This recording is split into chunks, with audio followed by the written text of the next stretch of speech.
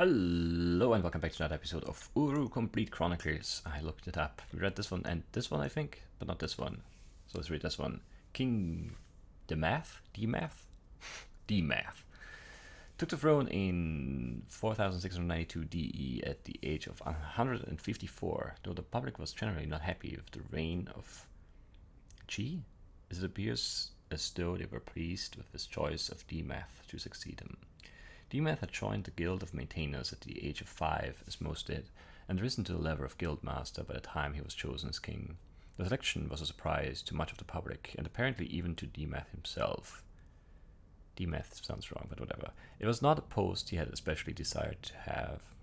Almost immediately, Demath ordered a ban on all unnecessary links to be enforced by the Maintainers, while the council carried out emergency meetings trying to decide their stance on the outsiders. In these meetings, the council concluded that relations with the outsiders would continue, but with much stricter restrictions and guidelines. Though this was long, the Demath signed into law and included the restriction of any outsiders operating the knee machinery or linking books. Perhaps more importantly, the council and the king sent a clear message to all of the factions who were against outsider involvement with the knee. Their ideas would not be tolerated if they led to any infraction of the rules previously established by Loche Manesh, which were to become strictly enforced. And though it was not stated publicly, the Relaima, meaning the unseen, was apparently ordered to double its membership and find any and all who were carrying out illegal activities with the outsiders. As well, Demath denounced the words of the Watcher as pure rubbish and nothing more than a desperately lonely man seeking attention. Wow. In 4721 DE, Demath pushed an amendment that forced the major guilds to accept a percentage of students who passed all entrance exams but could not afford the steep prices. It was the first such action in the history of the knee, and one that many seemed to question, especially the guilds themselves. However, Demath was able to convince them it was a necessity for the society and one to which they cautiously agreed. In 4724 DE, records point to over 10 separate groups being convicted of the Loge-Manesh laws, as they had come to be called. Most agreed that the Relaima played a large role in the convictions, although there are no official records of their involvement. Well, they are the unseen, so yeah. Regardless, each of the convicted was sentenced to solitary confinement and prison ages. The convictions must have carried a powerful impact on the society, as the public still knew very little of the Relaima, if anything at all, and thus had no idea how so many convictions were occurring. As one writer said, there were stories of dark shadows and mysterious creatures. For those carrying out such activities, it was said that the eyes of Demath saw everything, while his arms took anyone he wanted. The crime rate, especially pertaining to the Loge-Manesh laws, steadily lowered until 4752, when there were only 3 recorded convictions. In 4784 DE, an assassination attempt was carried out against Demath, resulting in the death of 2 members of the Relaima, who saved Demath's life in the process. The perpetrators were found, and 2 years later Demath ordered their execution. It was the first execution of its kind, and met with little resistance from the public or council. The 2 men were apparently linked into a death age, permanently ending their lives. The most agreed with the execution, those who were against outsider involvement to begin with, now felt even stronger in their case. Now, they argued, the knee is killing itself for the sake of the outsiders. In 4826, Demath was rewarded for his efforts pertaining to the acceptance policies of the major guilds.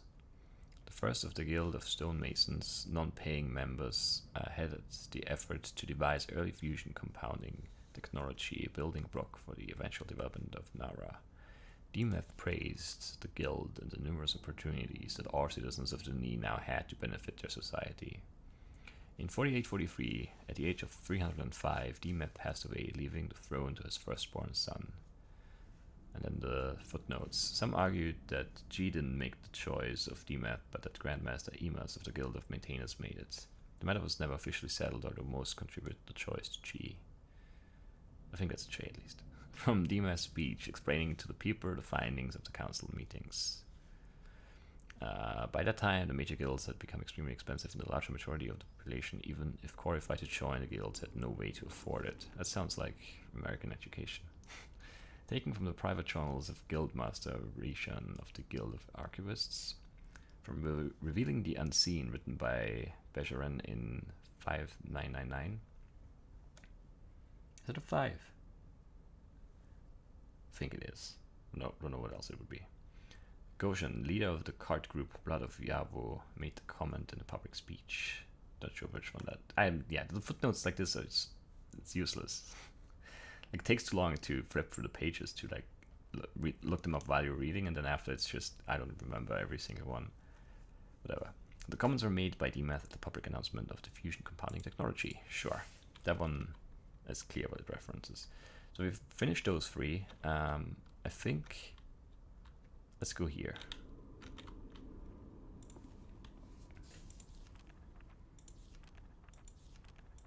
That's actually a pretty long one. Marriage. Much more than modern cultures within the Ni culture, all citizens were expected to marry. In fact, it was even believed that marriage was an important part of a relationship with Yavo, as it taught and revealed the necessary requirements for such a relationship. Both marriage relationships and the relationship with Yavo were described by the same Dani word, Daigan. Literally translated, the word means to love with the mind, and implied a deep understanding, respect, and most importantly, unselfish love for one another. Obviously, the religious influence in most of the Ni culture was very strong, and as a result, marriage was not something taken lightly. It was considered a lifetime commitment, and for the Ni who could live to be 300 years old, it obviously was not a decision that the Ni felt should be rushed into, and it seems as though it really was.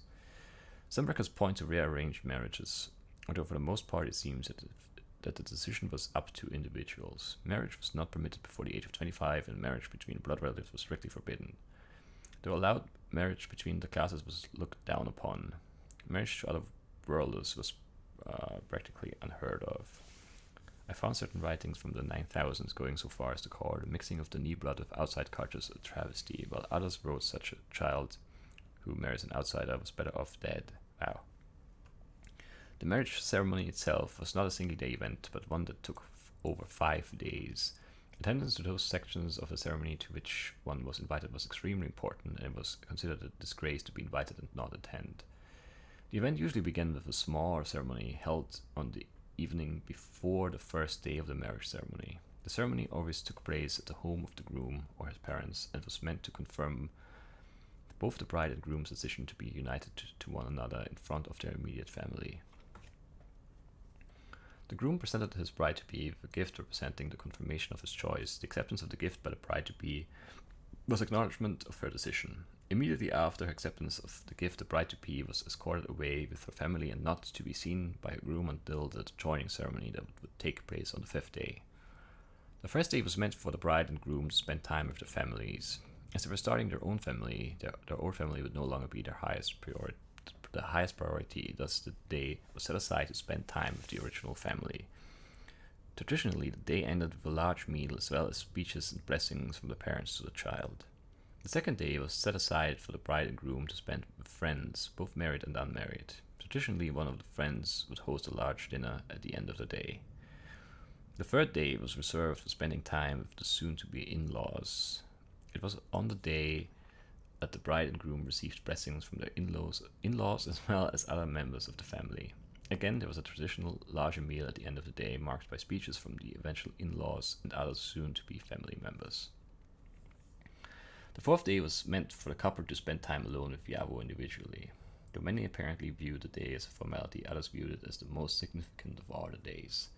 The day was often filled with prayer, asking for Yavo's blessings upon the event, as well as a time to understand Yavo's desires for their new lives together. It was also considered a time to purify themselves before Yavo. Some chose to spend time with the priests or prophets, while others read the holy books and talked to Yavo himself. The 5th day was the day of joining. The early portion of the day was set aside for physical preparation, while the later part of the day was set aside for the joining ceremony itself. For those who did not have access to private ages, the ceremony usually took place on marriage ages. For the upper classes, the ceremony took place in family ages. Our family was expected to attend, as were fellow guild members.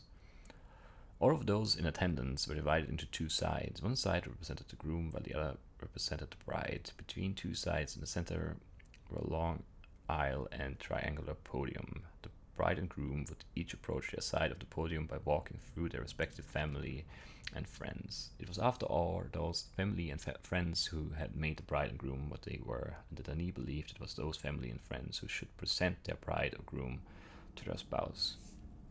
The priestess usually stood on the third side of the podium.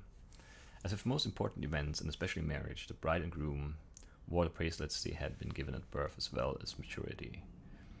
After the bride and groom arrived at the platform, the father of the bride would remove the bride's bracelets and give them to the groom. The Dani believed the giving of the bracelets represented the giving of the bride's purity and adulthood to the groom. A short speech often followed the event. The father of the groom would follow the father of the bride with the identical procedure, giving his son to the bride. The giving of the children was followed by an expression of both parents of their blessings upon those being joined, as well as all of those present. Symbolically, the bride and groom then switched sides to represent of an acceptance of all the bride's family and friends of the groom, and vice versa. Both the bride and groom then handed all four bracelets to the priestess. While the priestess led the couple through the commitments to one another and Yavo, the bride and groom placed their hands upon the podium. During the commitments, the couple made promises to one another, followed by promises to Yavo. All were recited aloud to the priestess. The priestess usually reminded the couple that marriage was a reminder of Taigan, to know with the mind, and that their love should always be a representation of their love for Yavo. Following the commitments, the priest would, now it's a priest, not a priestess, would place two new and larger bracelets upon the bride and groom. The groom's was placed upon the left wrist and the bride the right wrist. The new bracelets were meant to represent both the purity and maturity bracelets their spouse had previously worn. The Dani emphasized that the spouse was now your responsibility to keep pure and knowledgeable of good and evil. The bracelets were meant to be a constant reminder of that responsibility, as well as commitment to maintain the best for that spouse. After the new bracelets were placed upon the wrists, the hands of the bride and groom were wrapped together with a tight cord covering the wrists and hands completely. Upon completion, the priest placed a ring upon the pinky of each free hand. The rings were symbolic reminders of the entire ceremony and placed upon the fifth finger to represent the joining that took place on the fifth day. Good thing they didn't have 6-day ceremonies, because that would not have worked then. The priestess would then usually remove herself from the podium so that the couple could take her place. Together, the couple then walked down the aisle between the two parties and towards the far end of the aisle, where a glass of wine waited for them.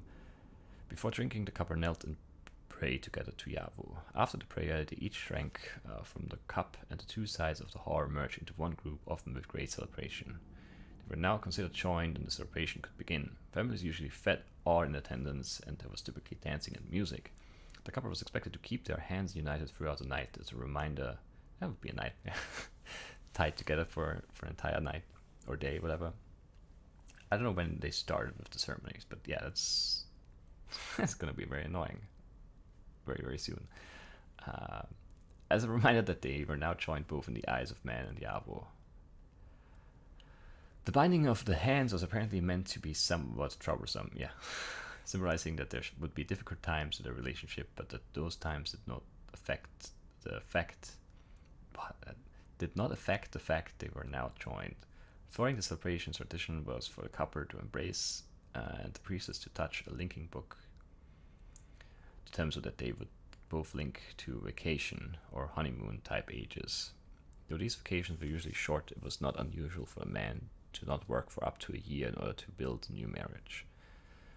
I should also note that the cord used to join the couple's hands together was also viewed as a sacred item. It seems as though various couples used the cords in a variety of different ways, some using them for necklaces and others hanging them in their house.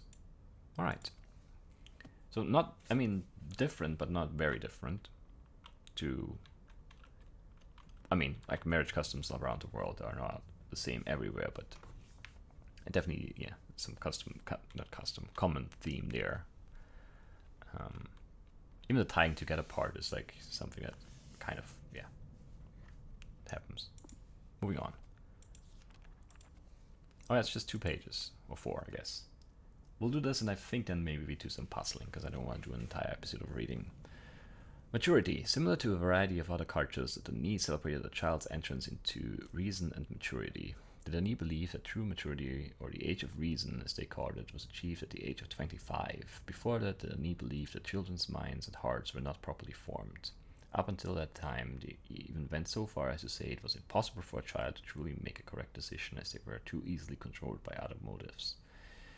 That did not mean that what they did was not right or wrong, but the Dani believed that Yahweh did not hold them accountable for those decisions.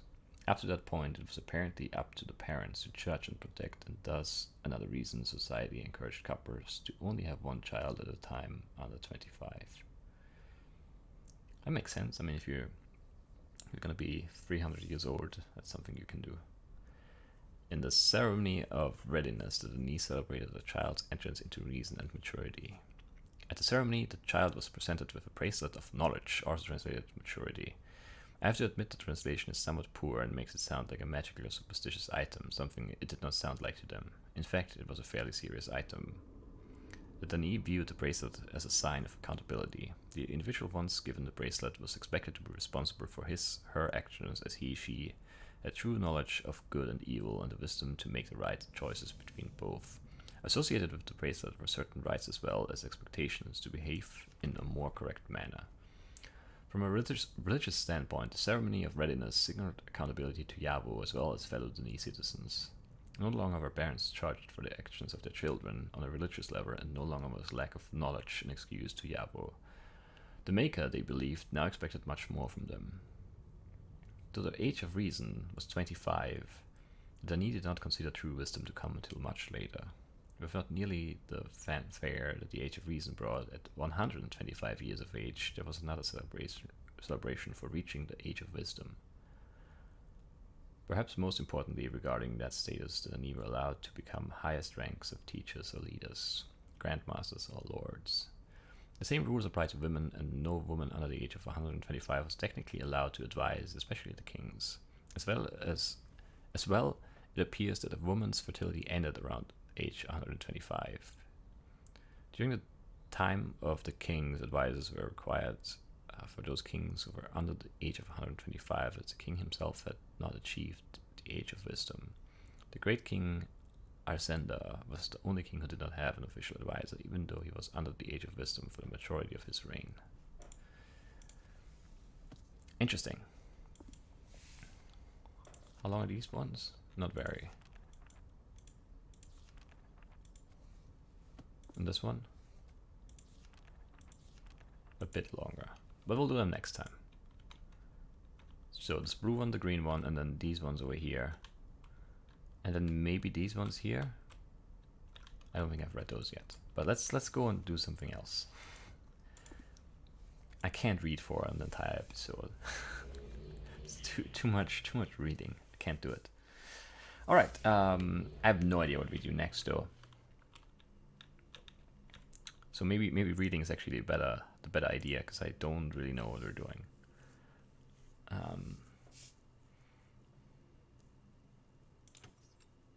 Let's go back here.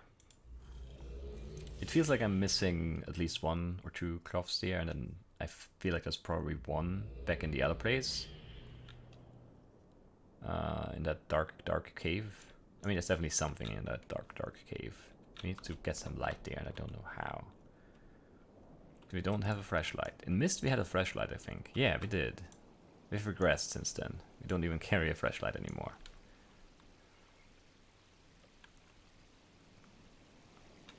Have I been here?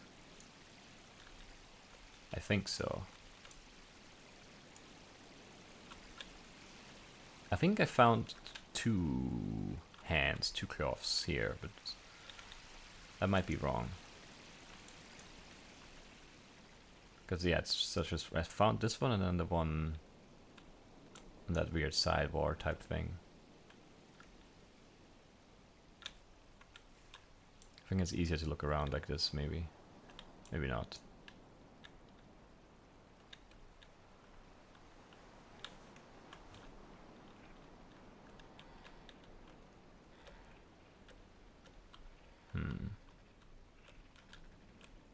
Oh, there's one back here. Okay, that's good. Missing 2 more then? Yeah, 2 more. I don't know where. Maybe they're both in that dark cave. Maybe that dark cave just like opens up something and then I find 2 more. I don't really know. You just need to find a light source.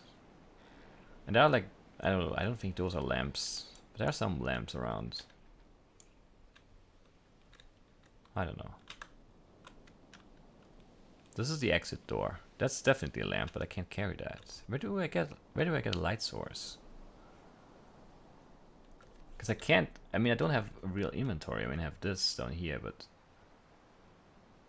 if it would show up. Why does it not show up? There we go. But it's not, I don't think there's actually a way for me to like have an item other than the linking books and my like journal and the whatever this is called, KI. So how would I get lights in that dark tunnel? I can only like push around items. I'd have to like have like a lamp I can kick, basically. And kick that up there. Also, what are these things?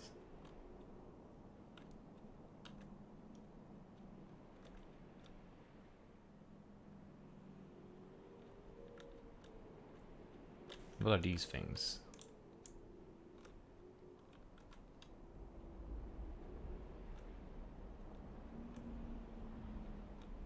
Wait, do they?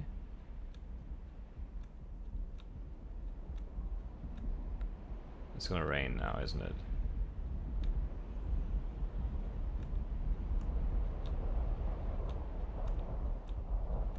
If I run, I lose them if I run. And I lose them in the rain, I guess? Yeah. Okay, but...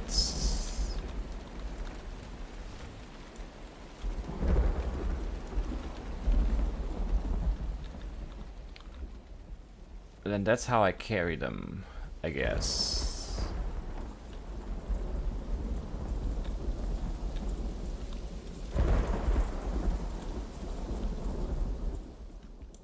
I guess let's link out of here because, well, it's raining now, so we can't get these lightning bug things back.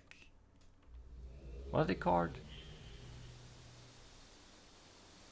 What are they called? Let's look it up.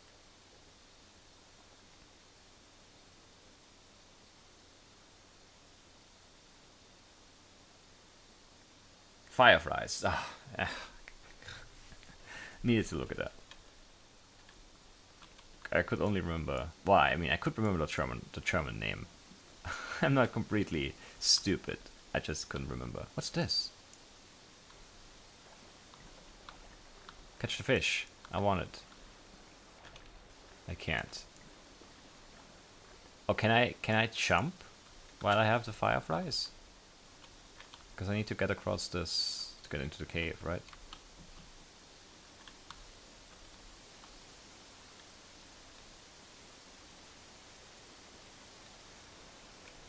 I'm back here, it's fine, right? Ah, maybe not.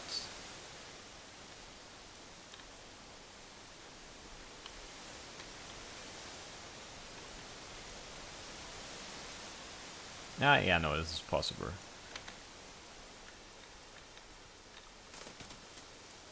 I guess I can kick this, maybe make a bridge.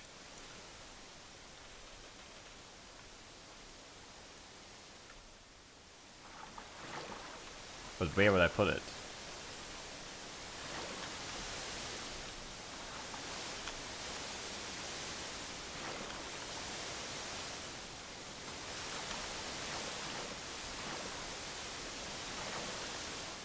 Well, I think I have to be able to jump, because there's that gap on the path up from the one dark cave to the other one.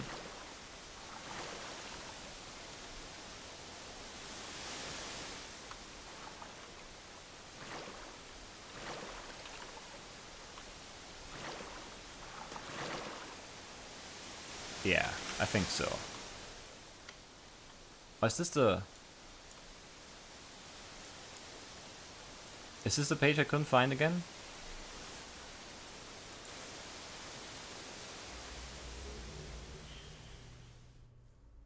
Is this where it is? I think so, right? Yeah. Ah, I'm blind. Don't look at me. Ah, man, that's embarrassing. I knew they didn't disappear. I just couldn't remember where it was. Okay. So let's go back into the second one of those. I just don't know. I didn't write down the names.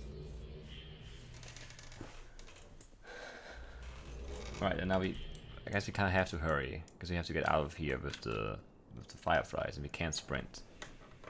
We can't run. Also, yeah, the German name is it's actually kind of funny. It's Glühwürmchen, which Würmchen is like the diminutive of Wurm, which is like worm, just like a little worm, and Glüh is glow, so they're like glow worms, which is a much better name than firefly, if you ask me.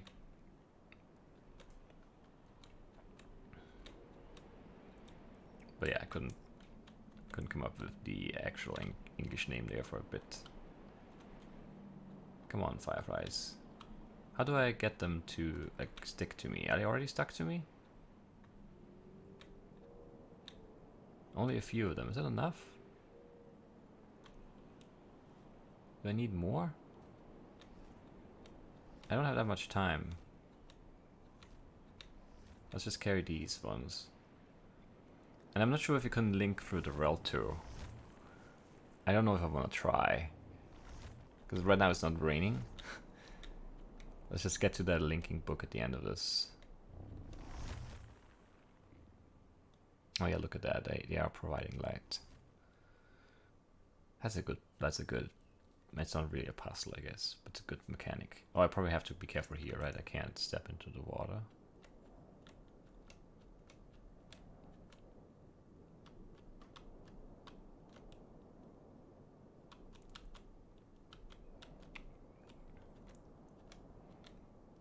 And then we link out. And hopefully we can jump, because otherwise I have a problem.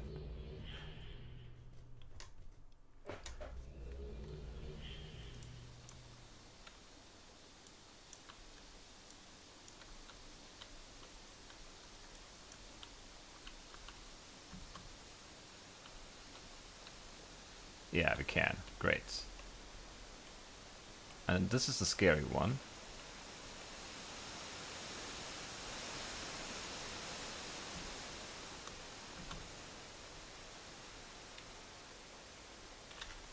What?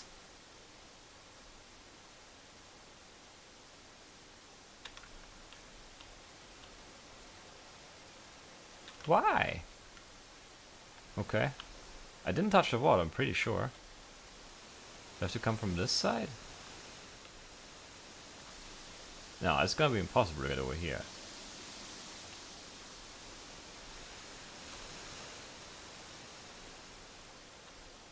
Do I have to walk it and not jump it?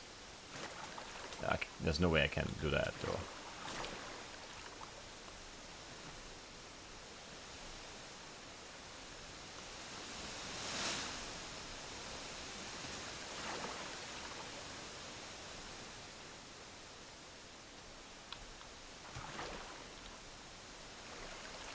That's very annoying.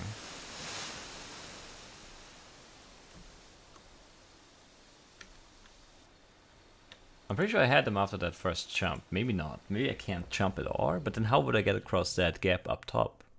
Like on that path on the mountainside. That makes no sense. Okay, so while I do like this as a mechanic and as like a puzzle step, why is it so finicky?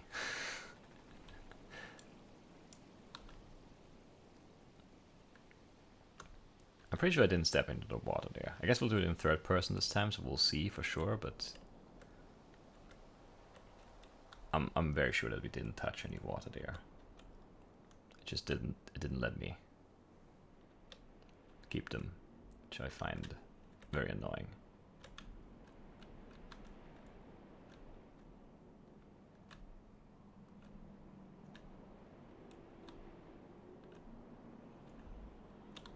Are they with me already? It doesn't really look like it. I guess they are. I guess let's try.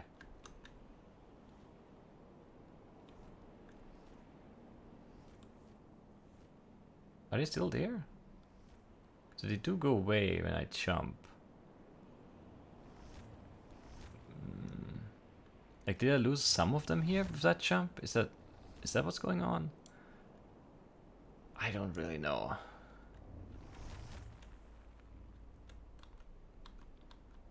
I wish it would just be more obvious what's going on.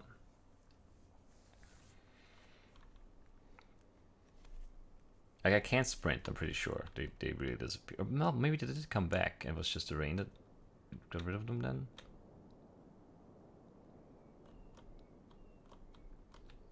Almost walked into the water there.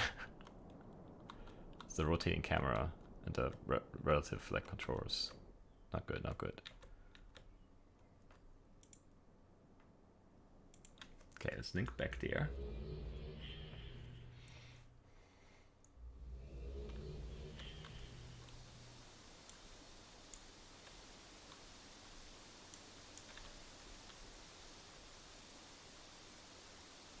I mean, this is the only spot I can jump this.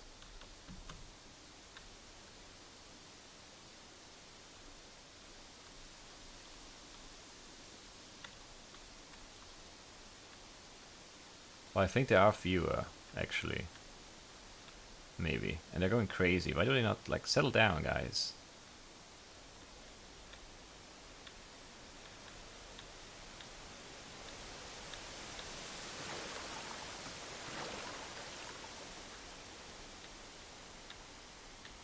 Okay, I still have some light.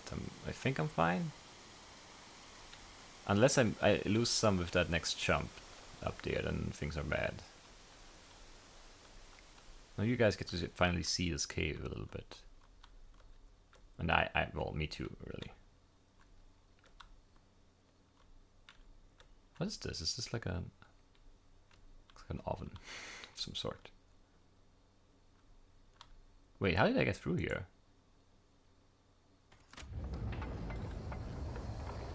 I did not open the door last time. Or did I?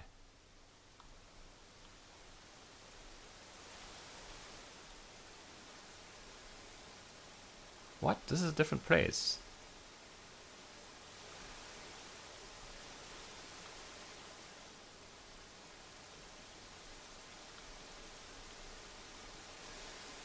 Wait. Hold on. This is not where I ended up last time. Wait, is this where I came from or is this where I came from? I think this goes up. Ah, okay. Don't know what that door is for.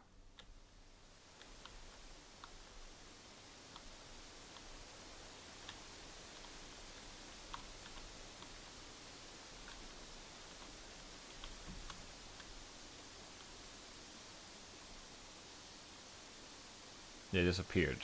Why? Is it really like every jump gets rid of some?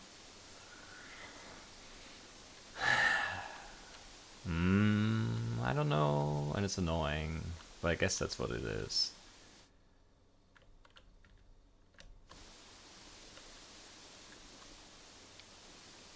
It's such a long way. That's the most annoying part. Like I have to walk this distance like every single time. So we definitely don't want to jump in this part of it, because apparently we lose some or something. Oh, I didn't reset my bridge though. That might be a problem. Let's try one more time, and if it doesn't work out, I'll just start this. Yeah, start the next episode with this or something. We definitely did open that door, so we've made some progress. I'm gonna assume that helps in some way, but I don't know how.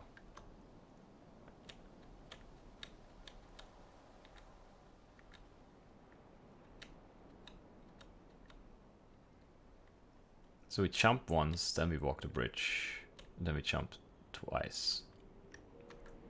Or jump the second time, I should say, and then that's it. I wish I could load up more. Just follow me, all of you. Like, it just seems like a very small number right now. And I don't understand. Like, I don't understand the specifics. Because that seems like a very low number of fireflies now. Maybe that's not actually true. Who knows?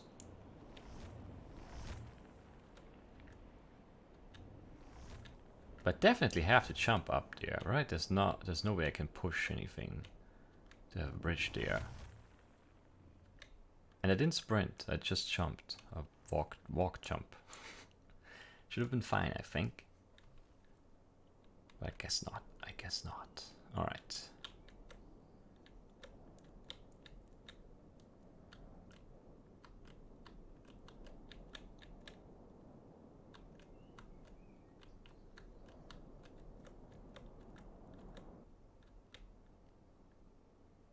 This is yeah.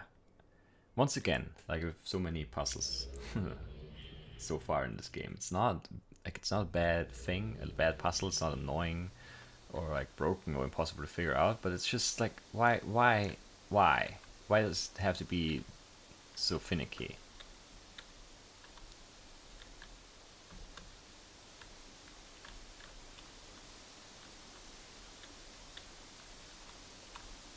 And I could make a bridge here, but I can't make a bridge there. I don't think I have a second bridge building thing.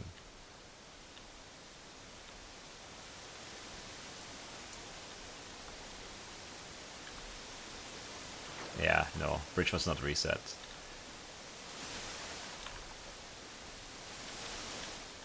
That's massively annoying. Okay.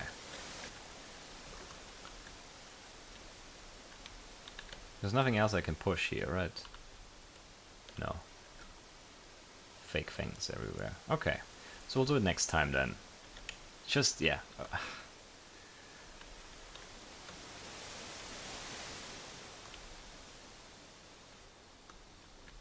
Very finicky. And just, like, one restriction fewer would be just very nice. I wonder if I can get up there. It almost looks like there's something up there. But yeah, that's it for today. Sort of a frustrating end to the episode, but what can you do? And I'll see you next time. Bye bye.